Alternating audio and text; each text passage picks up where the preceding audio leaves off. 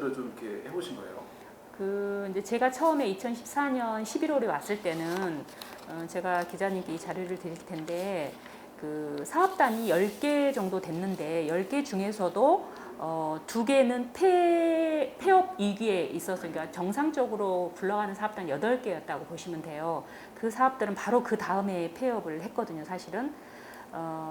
그래서 8개, 그러니까 8개 정도 있는 사업을 지금 현재는 20개까지 이제 거의 2배를 늘려놓은 상태고 매출금도 어마무시하게 차이가 나죠. 그때는 뭐 2천만 원이나 3천만 원인데 지금 이제 10억이 훨씬 넘으니까요.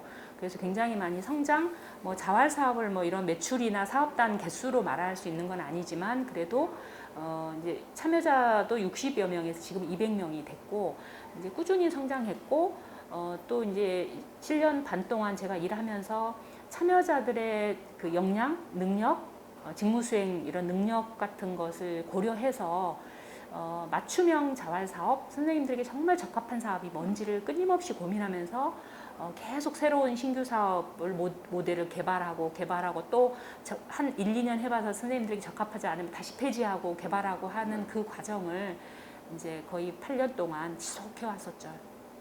그때도 한기장 복지재단 소속이었죠? 그렇죠. 이제 처음 2014년에 거의 강남자활이 이제 구직영이었어요. 1년 동안은 그 전 법인이 이제 운영을 하다가 문제를 일으켜서 이제 거의 문 닫을 지경이었죠. 그렇지만 이제 강남구에서 거의 명맥만 유지하다가 이제 도저히 운영할 수 없으니 이제 모집 공고를 해서 한기장 복지재단이 강남이라는 양극화가 가장 심각한 곳에 한기장의 정신을 좀 사회복지에 담아보자 하는 의미로 이제 위탁을 받은 거죠.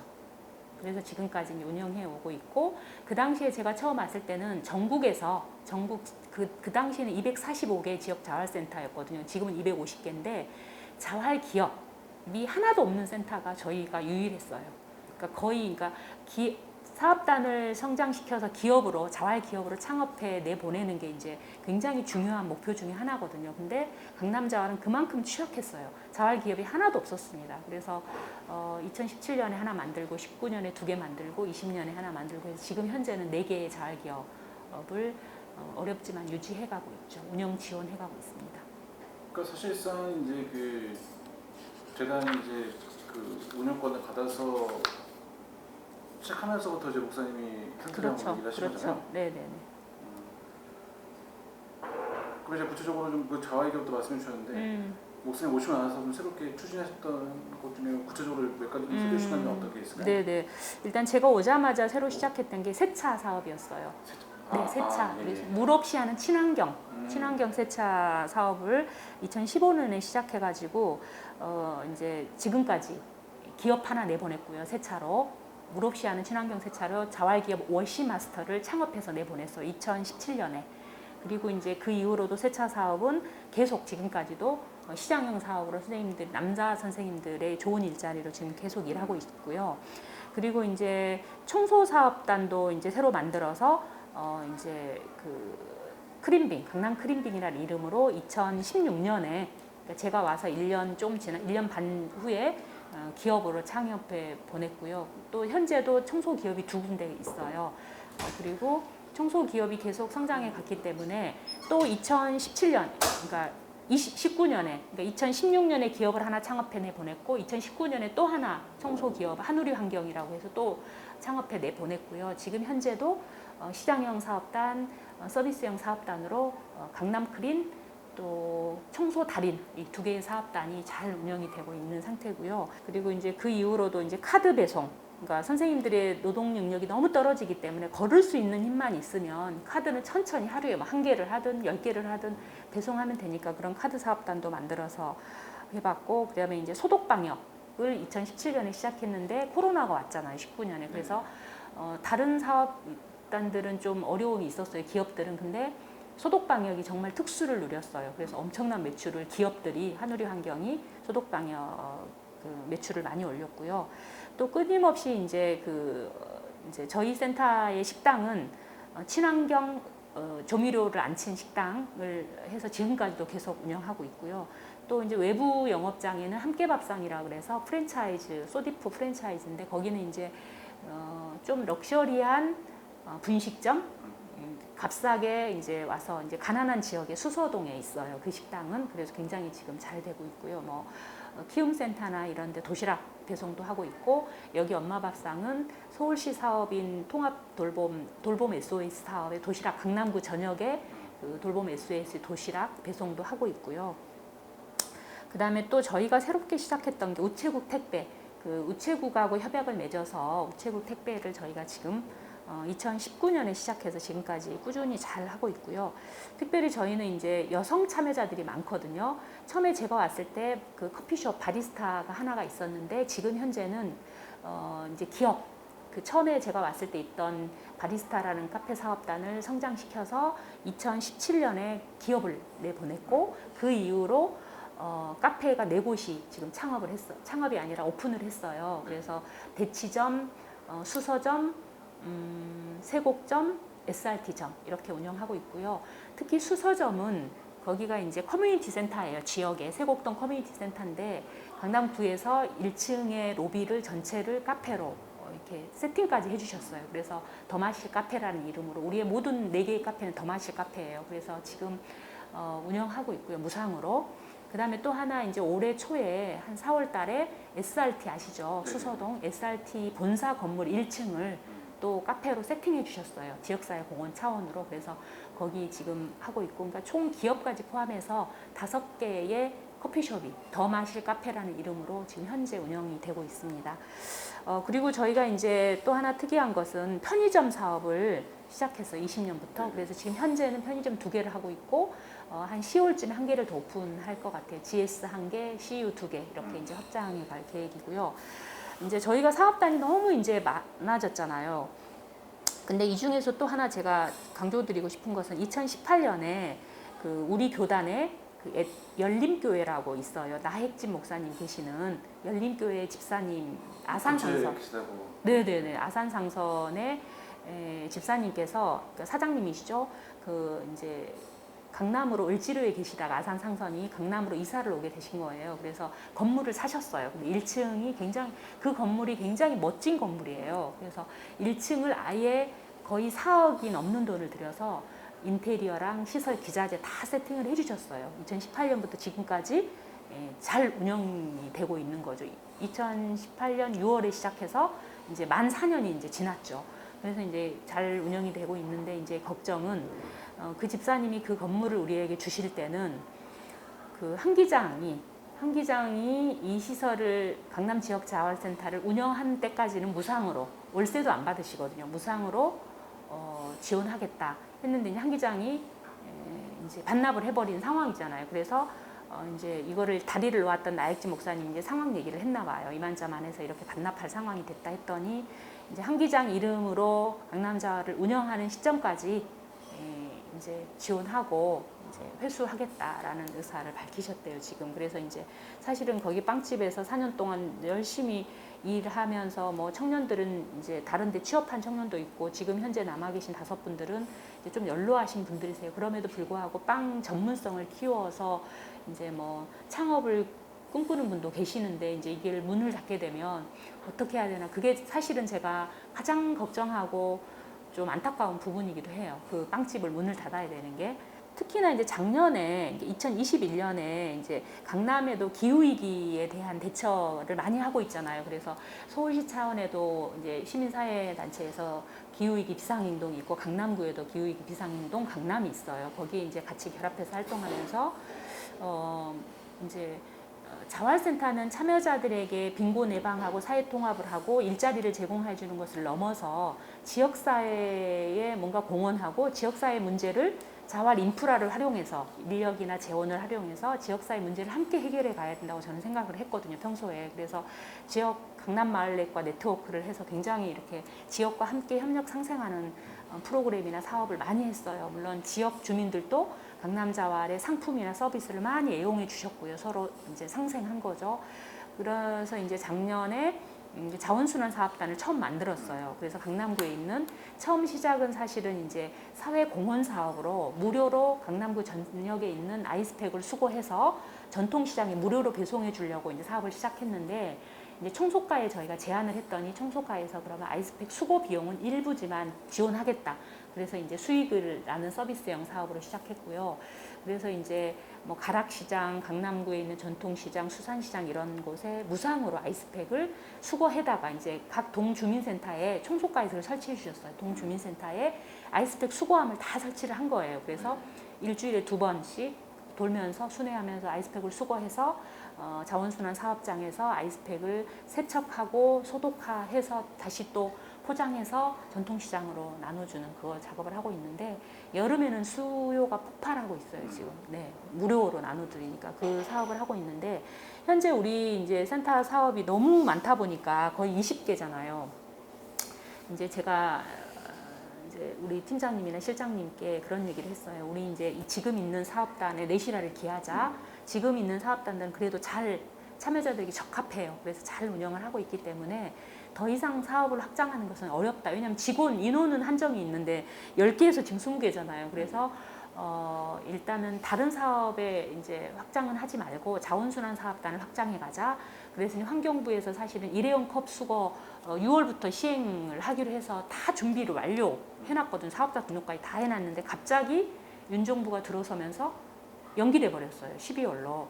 그래서 이제 환경부에서는 12월부터는 꼭 하겠다 했으니까 이제 할 거라고 믿으면서 일회용 컵 수거 이제 작업 사업을 자원순환에서 할 거고요. 그다음에 이제 어차피 커피숍을 돌아야 되니까 커피박에 또 그 커피박이 어마무시하게 쏟아져 나오잖아요. 그래서 그걸 찌꺼기요? 수거해서 찌꺼기를 연필도 만들고 화분도 만들고 퇴비도 만들고 하는 거 그걸 수거하는 작업을 같이 할 거고 이제 어쨌든 자원순환에 우리가 집중하자, 주력하자 이렇게 이제 내부적으로 논의를 하고 있고요. 그다음에 저희가 이제 또 하나 이제 10월에 오픈을 할 계획이에요. 지금 그걸 준비하고 있는데 제가 자활센터에서 오래 일하다 보니까 이제 한 4년쯤 일하다 보니까 청년들이 별로 많이 오지는 않지만 자활 참여자 선생님들의 연령대가 5, 60대세요. 대부분. 근데 20, 30대, 40대가 이제 간혹 와요. 근데 지금은 코로나 이후에 많아졌어요. 한 지금 25명쯤 되거든요. 와서 50, 60대 아줌마들하고 같이 이제 생활을 하면서 자립자활의 역량, 내일의 희망을 키우기보다는 뭐 도덕적 해이나 빈곤의 덫, 그분들의 삶을 보면서 이제 그 부정적인 영향을 많이 받더라고요. 그래서 이제 제가 재작년부터 우리 청년 자립도전 사업을 하고 싶습니다. 구에 계속 요청을 했거든요. 그래서 구에서 올해 이제 건물을 하나 주셨어요. 대치동에 건물을 주셔서 이제 인테리어 하면 한 10월이나 늦어도 11월쯤에 이제 청년 오크브리지라는 이름으로 이제 청년 자립도전 사업을 이제 저의 소망 사업을 이제 시작할 수 있게 돼서 너무 감사하고요. 그래서 거기서는 일반 사업단은 직장이거든요. 9시에 출근해서 6시 퇴근할 때까지 일을 하는 거죠. 근데 청년 오크브리지는 이제 청년들에게 그런 진로 탐색이나 직업 능력을 개발해 주는 거죠. 학원도 보내주고 또 이제 자기가 하고 싶은 작업장에 이제 인턴으로 파견해서 한번 한 달이든 체험을 해봐서 적합도, 자기 직무 적합도도 한번 체험해보게 해서 이제 역량을 키워서 창업을나 취업을 해서 보내는 그런 프로그램이거든요. 이제 그래서 그거가 지금 가장 큰 이제 준비하고 있는 사업 중에 하나고요. 그래서 앞으로는 이제 자원 기후 위기를 대응하는 자원순환 사업을 확장해 갈 계획입니다.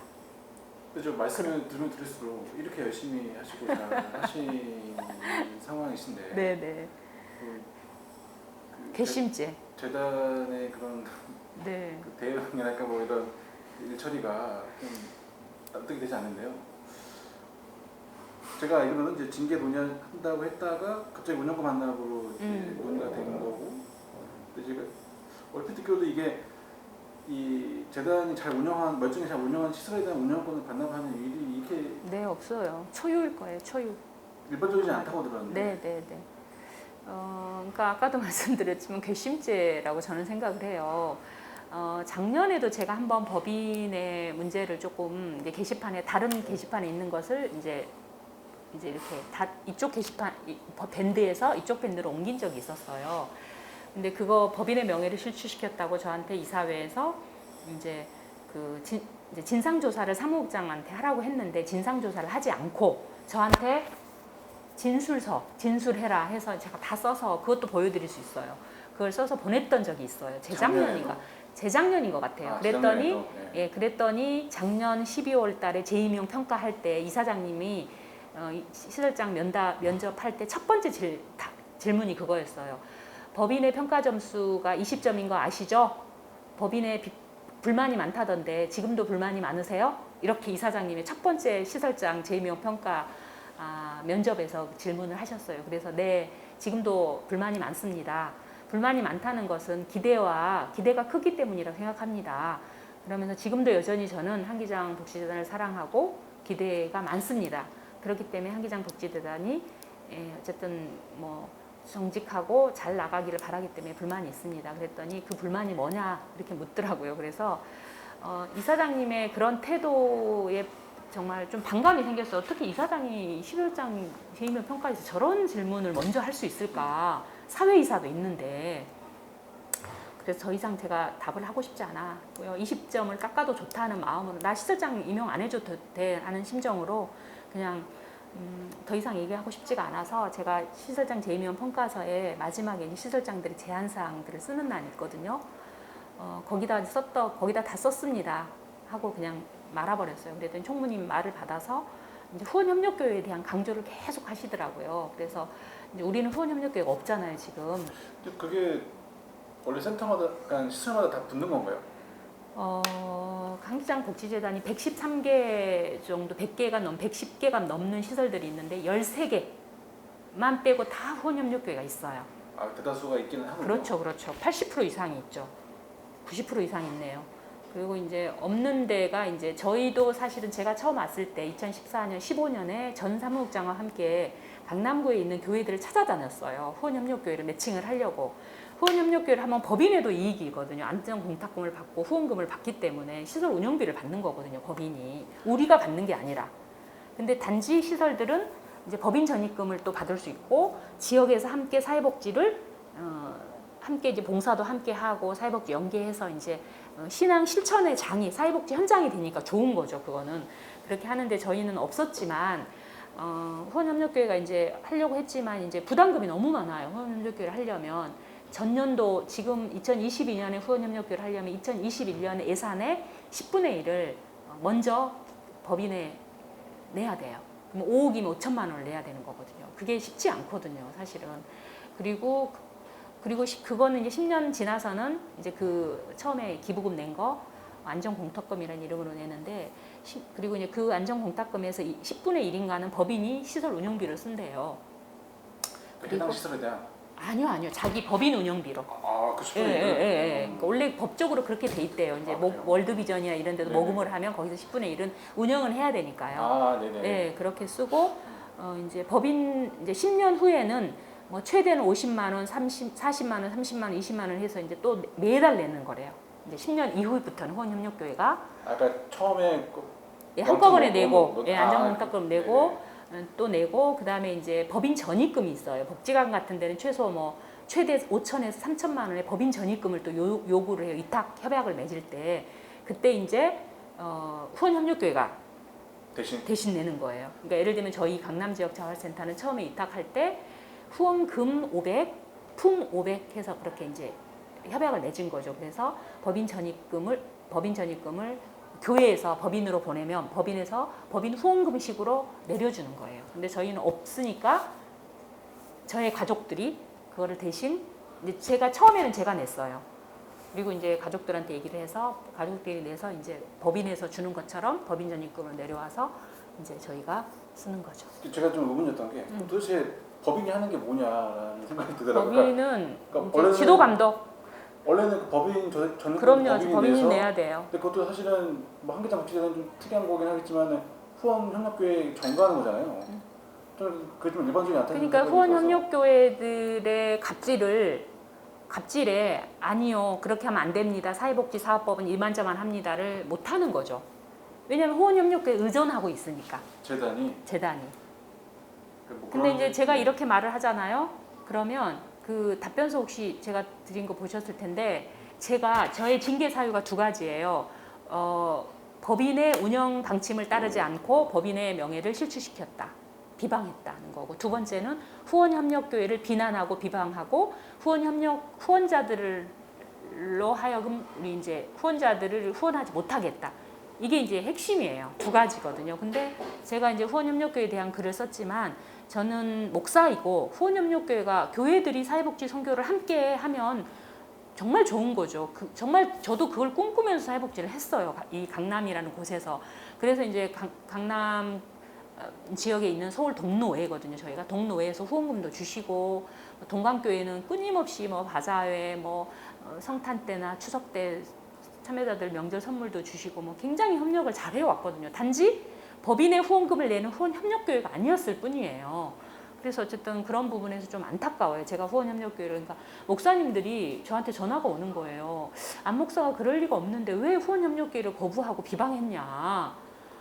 거부했다면서 이렇게 전화가 오는 거예요. 그래서 목사님 그렇지 않습니다. 얘기를 했고 이제 그 답변서에 법원에 내는 답변서에 이제 후원협력교회를 비방하고 비난했다 이런 내용을 있길래 제가 너무 억울해서 동강교회 목사님한테 전화를 했어요. 목사님 이만저만해서 이런 사유가 이렇대요. 그랬더니 목사님이 너무 황당해하시면서 게시판에 글을 쓸 때 정 안 믿어지면 동강교회 신장관 목사님한테 전화해서 확인해봐라 이렇게 하시래요. 그래서 제가 그렇게 했어요. 자주 오시거든요. 여기도 밥 먹으러도 오시고 뭐 어쨌든 사업 논의를 오시고 여기 북카페 있었잖아 위에 저 책도 동강교회에서 다 기부해 주신 거예요. 사실은 저희가 작년에 이거 주민 참여 예산으로 사실은 저희가 돈을 3,500을 받아서 세팅한 거거든요.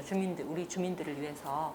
그때도 책도 다 기부해서 600권 이상 기부해서 세팅을 한 거거든요.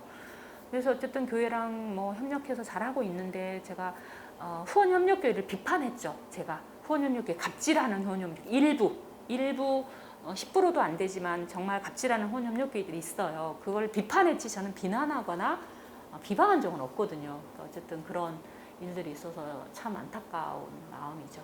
그러니까 사실상 그 동강교회는 뭐 후원협력교회 거기에 뭐 등록이 안 했다 뿐이지 네, 실질적으로 그럼요. 해주신 거잖아요. 그리고 우리 현재 운영윤이시고요. 운영윤을 참여하시고 계시고 제가 올해 그 기장해보에 사실은 이제 교회랑 사회복지 시설이 사실은 이제 후원협력교회지만 말만 후원협력교회고 협력하지 않는 교회들도 있거든요. 그래서 저는 우리 동강교회와 강남지역자활센터의 모델을 좀 홍보하고 싶어서 제가 기장해보에 글도 썼어요. 사실은 동강교회랑 이렇게 협력하고 있다는 회보에 글도 있거든요. 그럼 제가 후원협력교회를 거부하면 왜 후원협력교회랑 협력해야 된다는 글을 썼겠어요. 또 놀랐던 게 이제 그 초창기 법인 전입금도 목사님이 냈다는 사실이. 네. 그리고 지금은 저의 가족들과 지인들이 몇 분이서 내주고 있는 거죠. 아, 그게 이제 매년 들어가야 되니까. 그렇죠. 네.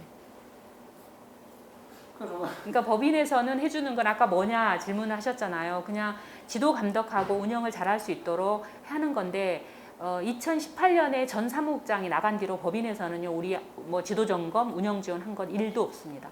전화한 적도 없고요. 그러니까 법인에서 서류가 필요할 때 전화한 거 외에 그리고 교육 참여해라, 뭐 서류 내라 이럴 때 외에는 단 한 번도 우리 센터에 전화를 하거나 뭐 운영 지원을 하거나 지도 점검을 하거나 후원금을 주거나 우리 생산품 물론 우리가 이제 꽃집도 운영을 하거든요. 화분은 가끔 뭐 보낼 때 뭐 했다고 해요. 저는 진짜 우리 직원들이 그 인사위원회에 불려갔다는 얘기 들으셨죠? 다 불려가신 거예요? 선임들만. 그 팀장 실장하고 선임들만 불려갔는데 어쨌든 엄청난 갑질을 당했고 우리 이제 녹음도 못하게 하셨다고. 네. 핸드폰 다 압수하고 한 친구가 압수 안 하고 이제 갖고 들어갔대요. 핸드폰도 압수했다고요? 네, 압수했다니까요. 바구니에 다 담아라. 무슨 권리로? 그러니까요. 저도 처음에 녹음 못 하겠고 인사위원회 불려갔을 때 그래서 어쨌든 직원들이 쓴 내용을 제가 드릴 수도 있어요. 왜냐하면 그때 직원들이 갔다 와서 너무 분노하면서 노동부에 고발하겠다. 이 갑질로 직장 내 괴롭힘 갑질로 그래서 참아달라. 미안하다. 내가 정말 사과하겠다. 제가 공식적으로 사과 요청 공문을 보내겠다 해서 사과 요청 글을 보냈어요. 근데 거기에 대한 답도 없었어요. 답 없다가 갑자기 5월 24일 날 법인 반납 징계위원회를 오전에 모였다가 오후에 이사회에서 징계가 아니라 법인 반납을 해버린 거죠. 그래서 저는 사실 저만 해임시킬 줄 알았어요. 근데 그날 저는 해임을 각오하고 싸움을 시작한 거니까요. 근데 우리 직원들이 인사위원회 갔다 와서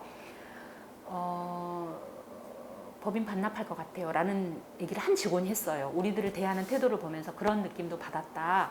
그래서 아니다, 절대 그럴 리 없다. 강남자활을 어떻게 시작했는데 한 기장이 그런 데 아니다 했더니 이제 한 직원이 그러는 거예요. 그동안 센터장님한테 속았다. 한 기장 복지들이 저렇게 갑질을 하고 저렇게 반복지적이고 반인권적인 데는 줄 몰랐다. 센터장님한테 저는 목사님들은 센터장님 같은 줄만 알았다. 근데 아니었다. 뭐 왕좌에 앉아있는 사람 같았다. 이런 표현을 쓰면서 법인 반납할 것 같아요라는 걱정을 했어요. 근데 걱정하지 말아라. 그럴 일은 없다 했는데 저는 진짜 5월 인사위원회 때 이제 다시 소명자료 요청을 했어요. 두 번째. 첫 번째는 소명자료 요청하고 불려가서 이제 답을 했는데 정말 제가 처음에 불려갔을 때는요. 진술서 내용은 읽을 기회도 제가 진술서를 읽겠습니다 했는데 그거 기다리세요. 질문 공세를 퍼붓기 시작했어요. 네 분의 인사위원이 참여를 했는데 세 분의 이사님, 총무님, 이사장님, 한 분 이사님이 한 분 장로님, 이사님 한마디도 안 하시더라고요. 그리고 이제 세 분이서 질문 공세를 앞다투어 했어요. 신문은 저를. 총무도? 네. 소리 지르면서. 그래서 근데 우리 직원들 봤을 때도 더 했나 봐요. 예 아니요로 하면 대답하라고. 그러니까 입닥치라 이거죠. 예 아니요로 하면 대답하세요. 소리 지르고 했나 봐요. 그래서 직원들이 토로하길래 제가 사과 요청 공문을 글을 쓸 건데 제가 팀장님들한테 들은 것을 내가 또 너무 그때 저도 흥분했으니까 감정적으로 써버릴 수 있잖아요. 그래서 조금 위험스럽다 싶어서 저는 팀장님들의 말을 그대로 전달하고 싶습니다. 그래서 좀 써달라 그랬어요. 그랬더니 이제 써서 보내줬어요. 주말에. 그래서 제가 이제 그 얘기를 요약해서 이제 사과 이만저만 우리 직원들이 이렇게 느꼈다고 합니다. 이건 아니다. 그러면서 이제 사과 요청을 했었죠. 근데 답이 없었고 사실은 이제 옛날하고 좀 많이 달라졌잖아요. 직원들의 인권 감수성, 인권 교육도 매년 받잖아요. 인권 감수성, 또 노동법에 대한 이해도도 엄청 높아요. 근데 이제 모르는 거죠, 그들은. 그러니까 그렇게 갑질을 해댄 거거든요. 그래서 이제 국가권익위원회도 고발을 했고, 근데 권익위원회에서는 돌아서 강남구로 와요. 다 이렇게 이제 그 연결망이 있더라고요, 해결하는. 그래서 이제 종로구로 지금 현재는 법인 소재지 종로구로 가 있고요. 서울시까지 갔는데 다시 또 강남구로 왔다 갔다 거의 한 달 반 동안 왔다 갔다 하다가 이제 종로구로 가 있는 상태고, 또 노동부에도 고발을 했어요, 직원들이. 사실은 그러니까 제가 계속 막았는데 법인 반납해버리니까 직원들도 완전 열받은 거죠. 그래서 오늘 실장님이 노동부에 갔다 왔어요. 갔다 왔는데 이거는 정말 문제가 많다. 그래서 이제 법인 조사를 나가겠다. 그리고 이제 특별하게 뭐 이렇게 법적으로 문제가 없더라도 너네 법인은 계속 예의주시하겠다. 노동부에서 그런 이제 공문을라도 보내겠다 했다고 우리 실장님이 갔다 와서 그렇게 보고를 했고요. 재단 이전도 센터든 마이너스인 거잖아요. 그럼요. 법인 이제 그런 게 이제 효과에도 들어갈 테고. 맞아요. 그래서 이제 만약에 이제 법인을 반납했잖아요. 그러면 이제 다른데 시설 위탁 받을 때 마이너스가 돼요. 마이너스가 되기도 해요. 저도 그 의문이었던 게 이제 전 잘 모르지만 말씀대로 그냥 안 목사님에 대한 뭐 개인적인 어떤 호호든 뭐 어떤 그 결단이든 간에 이제 제가 내렸다면 그냥 센터장만 교체해도 되는 그렇죠. 거잖아요. 네, 맞아요. 처음에 저희 동기 목사님들이나 아는 목사님들이 총무님께 항의를 했대요. 이게 무슨 일이냐, 왜 반납하냐 했더니 직원들이 너무 무례했다. 대려. 그러니까 직원들이 자기들이 무례했다고 생각하면 자기들이 어떻게 했길래 직원들이 그렇게 했어요. 우리 직원들이 갔다 와서 하는 말이요. 평소에 센터에서 하던 것처럼 내 생각을 당당하게 말했을 뿐이다. 근데 무례했느니 뭐라 하더라, 무례했고 상처를 줬대요. 그래서 이제 추측이에요. 그 또한 추측인데 시설장을 해임하려고 했는데 시설장을 해임하면 저 직원들이 이제 저희가 정말 혼연일체 하나거든요. 진짜 한 몸 한 뜻으로 같이 일해왔고 그동안 지금도 그렇게 하고 있고 그러니까 그때 느낀 거죠. 그렇죠. 나를 해임하면 저 직원들이 가만히 있지 않을 거라는 것을 느낀 거죠.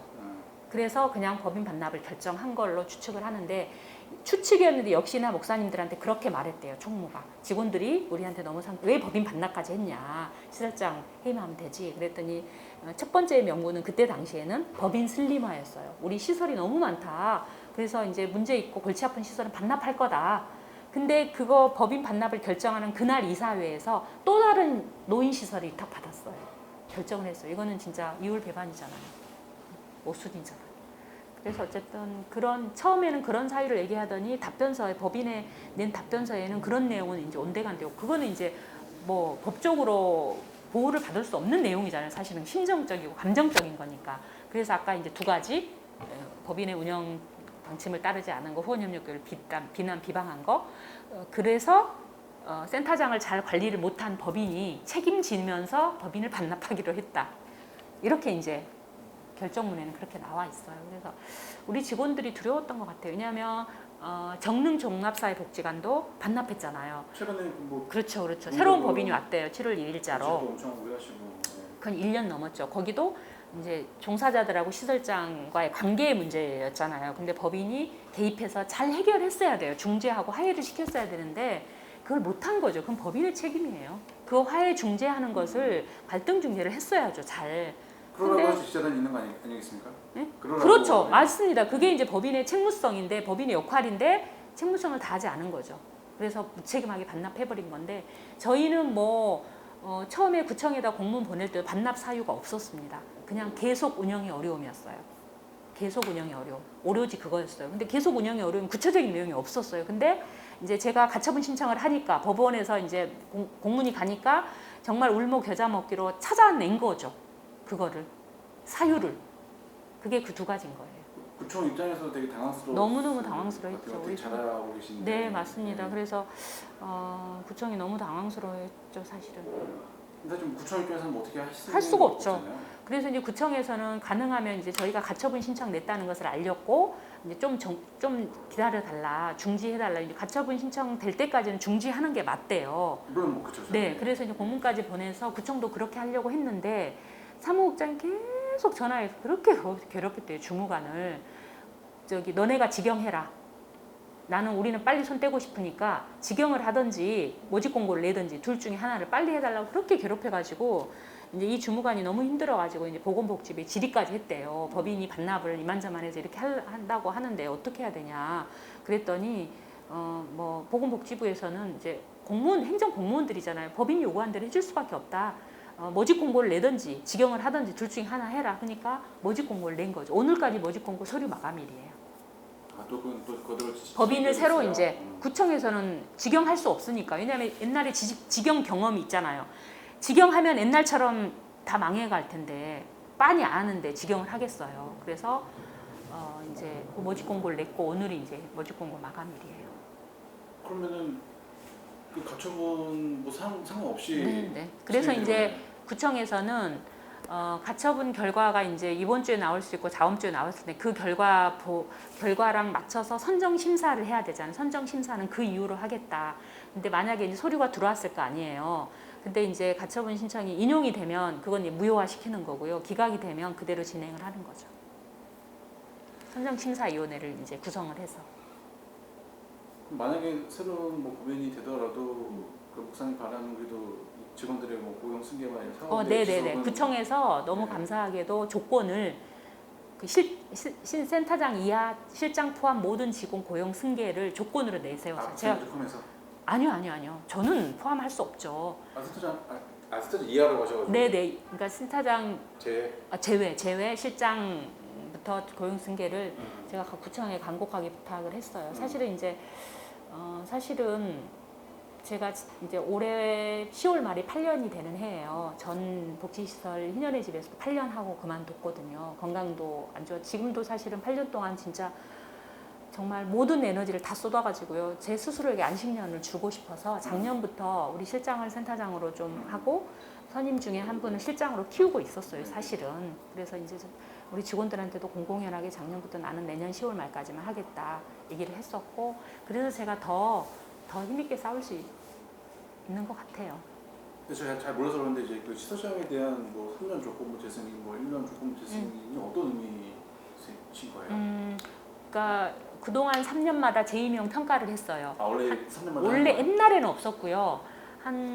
지금 재임용 평가를 제가 한 번 받았고 두 번째 받은 것 같아요. 그러니까 이 제도도 한 2010 몇 년, 16년인가 8년 아니고 2016년부터 생긴 것 같아요. 이거 그냥 그 자체 법인에서 이런 제도는 예. 없어요. 제도는 없고 사실은 이제 그 대부분 복지관이나 복지시설들은 3년 내지 5년마다 재수탁 심사를 하잖아요. 위탁 심사를 하거든요. 다시 그래요? 구랑. 네네. 예, 근데 자활은 심사도 없어요. 그냥 보건복지부 지정시설이에요. 그러니까 법인이 하려고만 마음먹으면 평생을 할 수 있어요. 계속. 마르고 닳도록 할 수 있는데 위탁 반납을 했다는 것도 너무 의아스러운 거죠. 근데 어쨌든 몇 년 전부터 2016년, 16, 17, 18인 것 같아요. 16년부터 위탁 그러니까 재임용 평가 심사가 있었어요. 근데 저는 재임용 평가는 필요하다고 생각해요. 재임용 평가 제도가 없으면 시설장이 시설 운영을 잘못해도 어떻게 해고시킬 수가 없잖아요. 근데 이제 평가가 그 시설장이 이제 그 평가서도 작성하지만 어쨌든 그 재임용 평가 심사를 통해서 어쨌든 시설장의 책무성, 책임성을 높이는 거잖아요. 그런 기능을 긍정적인 순기능을 한다고 저는 생각을 해요. 그래서 이제 3년마다 재임용 평가를 하거든요. 근데 재임용 평가가 법인의 갑질의 수단으로 변모를 한 거예요. 후원협력교회와 법인. 그래서 이제 재임용을 조건으로 이제 시설장들을 길들이기를 하는 거죠.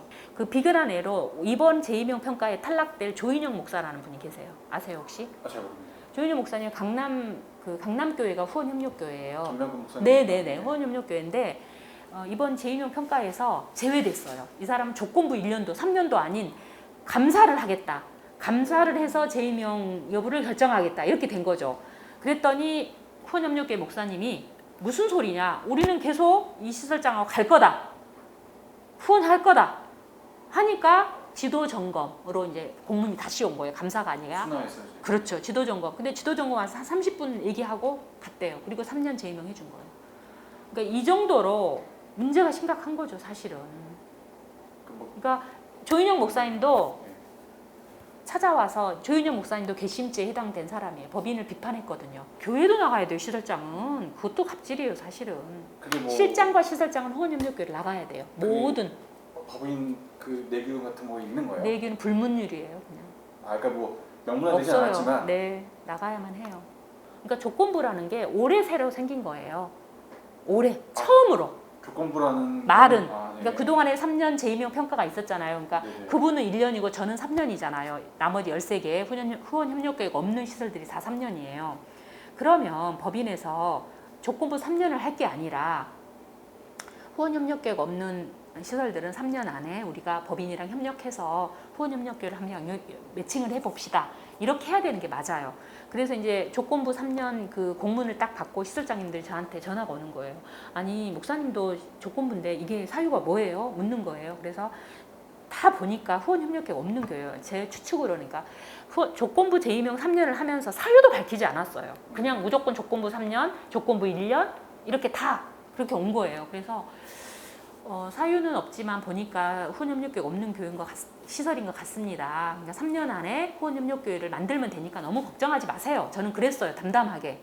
그랬더니 시설장님들이 이렇게 항의를 하는 거죠. 목사님이야. 목사니까 후원협력교회 쉽게 할 수 있겠지만 집사이고 권사인 우리가 평신도인 우리가 어떻게 후원협력교회를 어디서 만드냐. 법인에 그런 많은 돈을 내야 되고 법인전입금을 내야 되는 이렇게 항의를 했었어요. 근데 지금까지도 조건부 재임용이 후원협력교회에 매칭한다는 사실을 밝히지 않고 있어요. 법인은. 그 사유도 정확히 사유 공개한 적이 없습니다. 어디에도. 네. 그래서 제가 법인의 공신력 회복을 위한 제언에다도 그걸 밝히고 재발 방지해라 조건부.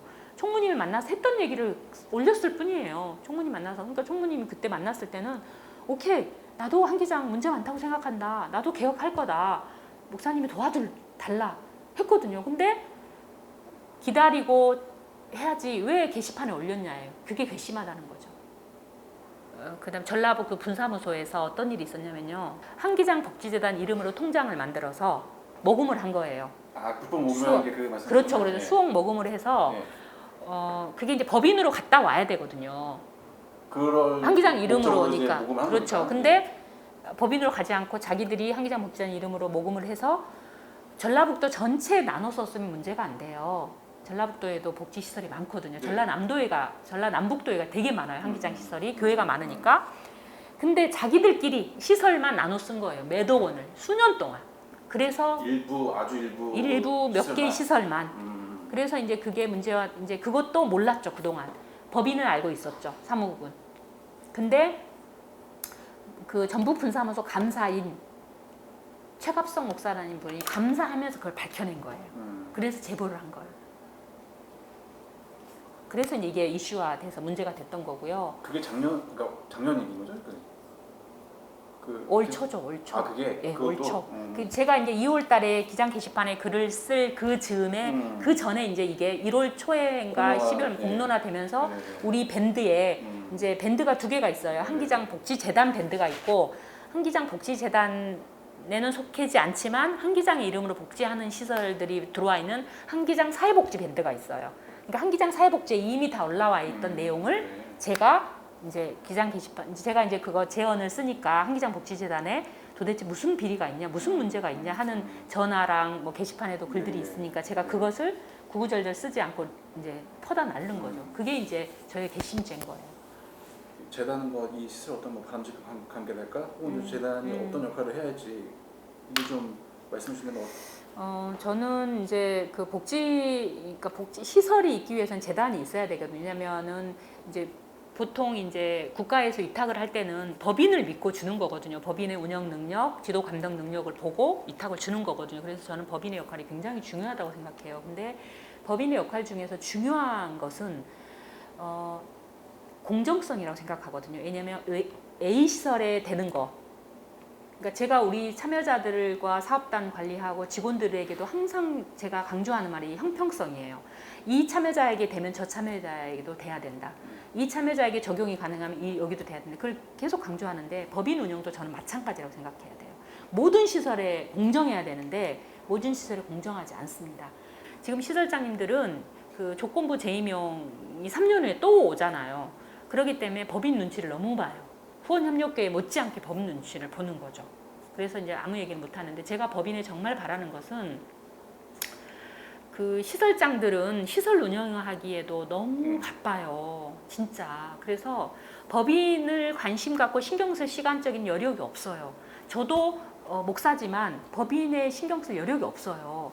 그래서 정말 시설장들이 자기 시설을 책임적으로 잘 운영할 수 있도록 법인의 역할은 정말 시설장들이 정말 안정적으로 시설만 운영할 수 있도록 저는 그렇게 지원을 해줬으면 좋겠어요. 뭐 경제적인 지원 안 해줘도 지금까지 안 해줬으니까 뭐 우리 법인이 돈이 없다는 걸 너무나 잘 아니까 그런 건 기대하지 않습니다. 그렇지만 정말 시설장들이 소명의식을 가지고 책임적으로 시설을 잘 운영해 갈 수 있도록 든든한 울타리가 되어 주었으면 좋겠어요. 시설장들이 법인의 눈치를 보면서 전전긍긍하는 그런 법인이 건강한 법인일까요? 저는 아니라고 생각하거든요.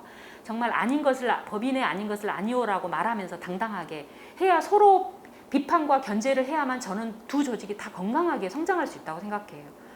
근데 무소불위의 권력을 가지고 어느 누구의 비판의 소리를 듣지 않으려고 하는 법인은 지속 가능하게 건강한 법인으로 성장해 갈 수 있을까요? 저희 법인이 추구하는 캐치프레이즈가 따뜻한 복지, 정의로운 재단이에요. 저는 정말 복지는 따뜻해야 돼요. 항상. 그렇지만 재단 운영은 시설 운영은 공정하고 투명하고 정의로워야 된다고 생각하거든요. 그래서 그렇게 우리 한기장 시설들이 한기장의 생명, 정의, 평화의 이념을 가지고 복지시설을 정말 건강하게 정의롭게 운영할 수 있도록 지원하고 협력하고 지도 감독하는 게 법인의 역할이라고 생각합니다. 그래서 저는 그런 역할을 잘 해주기를 바라고요. 시설장 재임용 평가서에도 법인의 바람을 그렇게 썼습니다. 저는. 뭐 시설장님들은 좋은 말만 쓴대요. 법인 눈치 보니까. 근데 저는 좋은 말만 쓰지 않았고요. 쓴 말도 다 썼습니다. 거기에다가. 기재견문에 올려주셨던 네, 처음에 임용 평가서에 게시판에 올렸던 글 말고요. 임용 평가서에도 법인의 바람, 애로사항을 다 썼습니다. 그래서 이제 시설장들도 한두 개는 썼겠죠. 애로사항이나 바람을. 저는 그것을 이제 100개 이상의 시설장들이 썼을 테니 그것을 다 취합해서 정말 법인의 역할을 다시 한번 재정립하는 그런 계기를 마련했으면 좋겠고요.